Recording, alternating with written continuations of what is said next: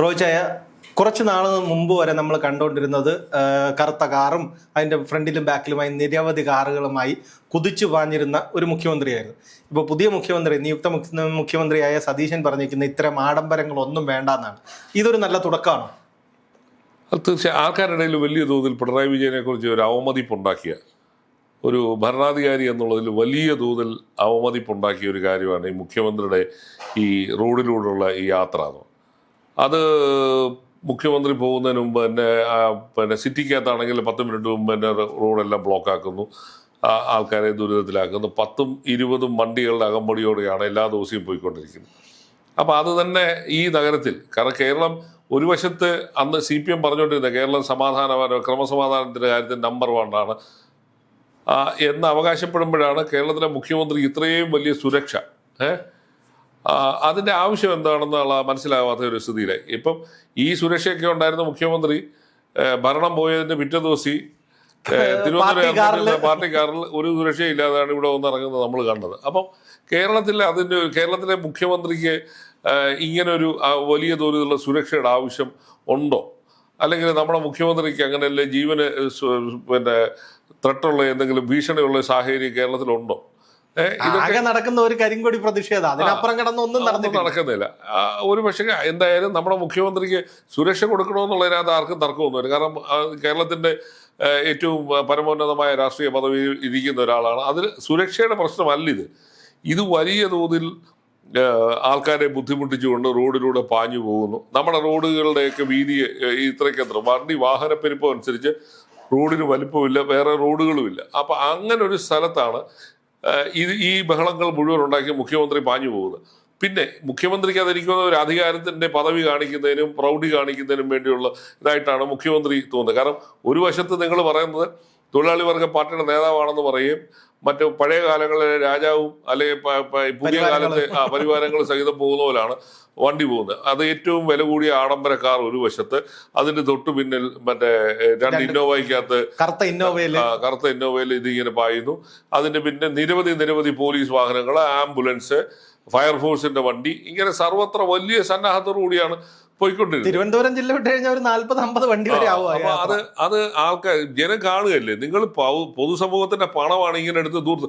ഒരു വശത്ത് എവിടെയാണ് മുഖ്യമന്ത്രിയുടെ സഞ്ചാരത്തിനും മറ്റു ആവശ്യങ്ങൾ പോലീസിന് വേണ്ടി എന്ന് പറഞ്ഞ് 80 ലക്ഷം രൂപ കൊടുത്തൊരു ഹെലികോപ്റ്റർ മേടിച്ച് വാടകയ്ക്ക് എടുത്തിട്ടേക്കുക.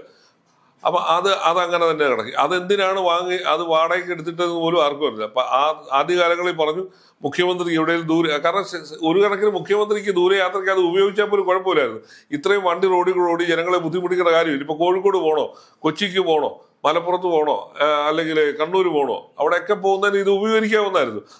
വെറുതെ 80 ലക്ഷം രൂപ എടുത്തിട്ട് വണ്ടി കൊടുത്ത് വിട്ടിരുന്നല്ലാതെ അതുകൊണ്ട് പ്രയോജനം ഉണ്ടായില്ല.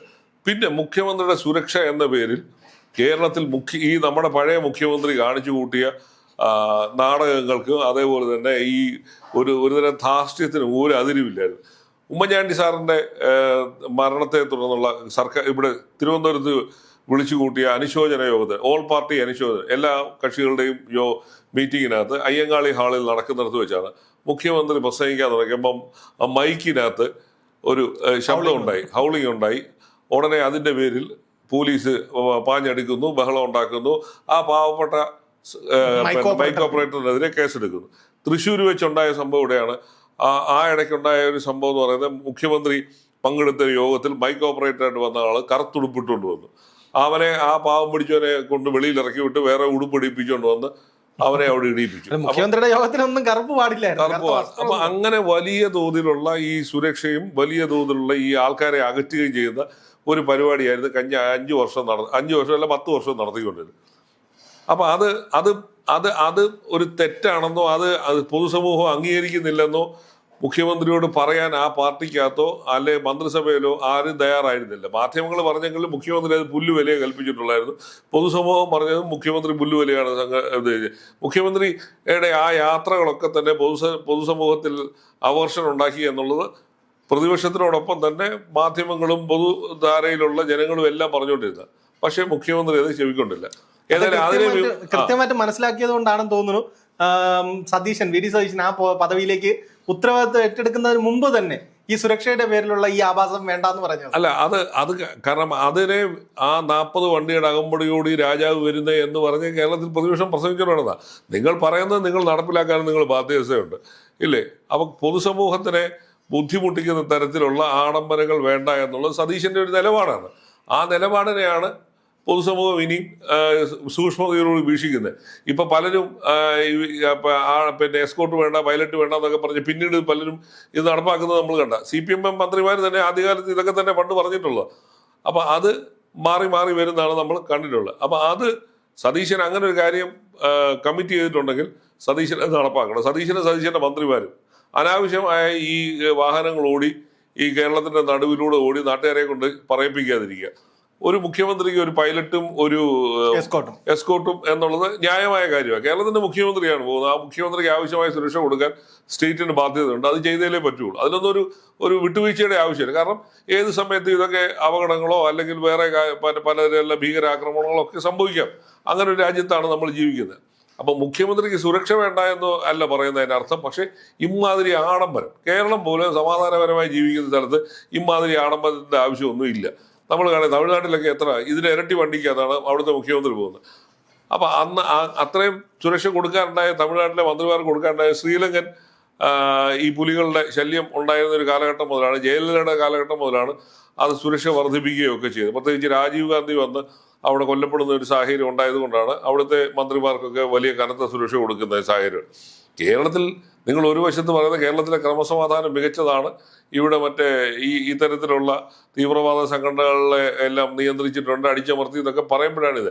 പിന്നെ പൊതുജനത്തിനോട് നിങ്ങൾ അത് യുദ്ധം പ്രഖ്യാപിക്കുന്നതിന് തുല്യമാണ്. ഈ റോഡ് വാഹനം അടച്ചിട്ട് പിന്നെ ഈ സിഗ്നൽ ലൈറ്റുകളെല്ലാം ഓഫ് ചെയ്ത് അവർക്ക് ബുദ്ധിമുട്ടുണ്ടാക്കുന്ന രീതിയിലുള്ള വലിയ തോതിലുള്ള ഈ ആഡംബരം, അല്ലെങ്കിൽ ഇതൊരു ആഭാസമായ അശ്ലീലമായ ഒരു കാഴ്ചയാണിത്. ഇപ്പൊ തന്നെ നമ്മൾ കണ്ടിട്ട് ക്ലിഫ് ഹൗസും സെക്രട്ടേറിയറ്റും തമ്മിൽ കൂടി വന്ന 2 കിലോമീറ്ററിന്റെ ഡിസ്റ്റൻസേ ഉള്ളൂ.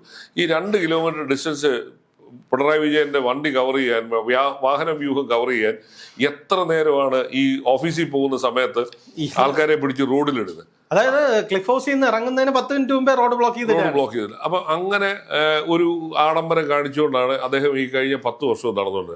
അദ്ദേഹത്തിന് അതിലൊന്നും ഒരു പശ്ചാത്താപം പോലും ഇല്ല. കാരണം ഇതൊക്കെ തന്നെയാണ് തോൽവിക്ക് ഒരു കാരണമായെന്ന് ആ പാർട്ടി പോലും വിലയിരുത്തുന്നില്ലല്ലോ എന്നുള്ളതാണ്. അപ്പം ഏതായാലും കോൺഗ്രസ് ആവശ്യപ്പെടാതെ തന്നെ VD സതീശൻ അങ്ങനെ ഒരു നിലപാട് സ്വീകരിച്ചത് വളരെ നല്ല കാര്യം. പിന്നെ കറുത്ത കാറും കിയ കാറും എല്ലാം പോയി, വെളുത്ത ഇന്നോവ മതി എന്നാണ് പറഞ്ഞത്. അത് തന്നെ. അപ്പൊ അതൊക്കെ തന്നെ ഈ രാജ്യം വലിയൊരു സാമ്പത്തിക പ്രതിസന്ധിയെ നേരിടുക. കേരളത്തിന്റെ കാര്യം പറയാനുമില്ല. കേരളത്തിലെ ഖജനാവിലെങ്ങും പിന്നെ ഒന്നുമില്ല. VD സതീശൻ കഴിഞ്ഞ കാലങ്ങൾ പറഞ്ഞുകൊണ്ടത് പൂച്ച വെറ്റ് കിടക്കുന്നു എന്നാണ് ഖജനാവിൽ. അപ്പൊ അങ്ങനെയുള്ള ഒരു ഖജനാവിനെ പിന്നെ നന്നാക്കാൻ വന്ന ഒരാൾ വീണ്ടും അതേ ആഡംബരം കാണിച്ചാൽ ജനങ്ങൾ ഇറങ്ങി വീണ്ടും ശിക്ഷിക്കും. അത് മനസ്സിലാക്കാനുള്ള ബുദ്ധി ഏതായാലും സതീശൻ കാണിച്ചല്ലോ എന്നുള്ളത് നല്ല കാര്യം. അത് നടപ്പിലാക്കിയാൽ മതി. അപ്പൊ അത് ജനങ്ങൾ അതുപോലെ തന്നെ ഈ സെക്രട്ടേറിയറ്റിൽ അടച്ചു പൂട്ടിയിട്ടിരിക്കുന്ന ഒരവസ്ഥയുണ്ട്. പൊതുജനങ്ങൾക്ക് ഒരു പ്രവേശനവുമില്ല. അവരുടെ ഒരു പരാതി പറയാൻ മുഖ്യമന്ത്രിയുടെ അടുത്ത് ചെല്ലാൻ പറ്റാത്ത സ്ഥിതിയായിരുന്നു ഈ കഴിഞ്ഞ കാലങ്ങളിൽ ഉണ്ടായിരുന്നത്. അപ്പൊ അതിനും AK ആന്റണിയൊക്കെ ആദ്യമേ പറഞ്ഞ, അവർ മുഖ്യമന്ത്രിയായിട്ടിരുന്ന ഒരാളെന്നല്ല അദ്ദേഹം പറഞ്ഞാണ് സെക്രട്ടേറിയറ്റിന്റെ വാതിലുകൾ തുറന്നിടണം. അച്യുതമേനോന്റെ കാലം മുതൽ തന്നെ കേരളത്തിൽ മന്ത്രിമാര് എല്ലാ ദിവസവും ഉച്ചയ്ക്ക് 3 മണി മുതൽ 5 മണി വരെ പൊതുജനങ്ങൾ, അവരുടെ കാര്യം പിന്നെ ആരോടാ പോയി പറഞ്ഞത്? ഈ ഉദ്യോഗസ്ഥന്മാരോട് പറഞ്ഞാൽ അവർ പരിഗണിക്കുന്നത് ഇത്രയ്ക്കിത്രയാണ് നമ്മൾ കണ്ടിട്ടുള്ളത്. കൈക്കൂലി വാങ്ങിക്കുന്നു, മറ്റേത് ചെയ്യുന്നു, മറിച്ച് ചെയ്യുന്നു ഒക്കെ. ആ അവസ്ഥയ്ക്ക് ഒരു മാറ്റം ഉണ്ടാകണം. അതുപോലെ തന്നെ മാധ്യമങ്ങൾക്ക് മന്ത്രിമാരെയും മറ്റും കാണാനും ഉള്ള സൗകര്യം ഉണ്ടാക്കണം. കാരണം എന്താണ്, നമ്മൾ കണ്ടിട്ട് ഈ കഴിഞ്ഞ 10 വർഷവും കേരളത്തിന്റെ പരമ്പരാഗത കീഴ്വഴക്കം പോലെ നടത്തി വന്നതായിരുന്നു.